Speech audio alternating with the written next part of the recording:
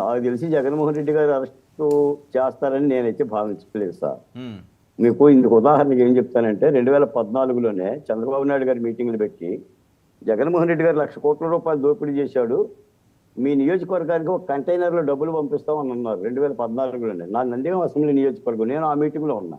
ఉమ్, నాకు కూడా కంటైనర్లో మా నియోజకవర్గం డబ్బులు వస్తాయని అనుకున్నాను. ఉమ్. ఎక్కడా రాలా. 1,00,00,000 అని చెప్పి ఆయన ముఖ్యమంత్రి కూర్చొని తర్వాత వీళ్ళు జగన్మోహన్ రెడ్డి గారు 6 లక్షల, చంద్రబాబు నాయుడు గారు ₹6,50,000 దోపిడీ చేశారు, అవినీతి చక్రవర్తి అని పుస్తకాలు వేశారు. ఉమ్, మేము రికవరీ చేస్తామని. వీళ్ళు కూడా ఏం చేయాల. అందుకని నేను ఒక మాట విన్నాను సార్. ఒక మాటను, ఒక అతను పాము గారు చనిపోయిందంట.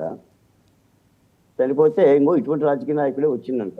ఏంటి అందరూ ఏడుస్తుంటే ఎలా చనిపోయాడు ఏంటంటే పాము గరిచిందే అని. ఎక్కడ గరిచిందంటే కనుబొమ్మల మీద గరిచింది, అందుకని చనిపోయిండు అన్నమాట. అయ్యో ఇంకొద్దిగుంటే కన్ను మీద గరిచేవాడు కదా, కన్ను పోయేది కదా.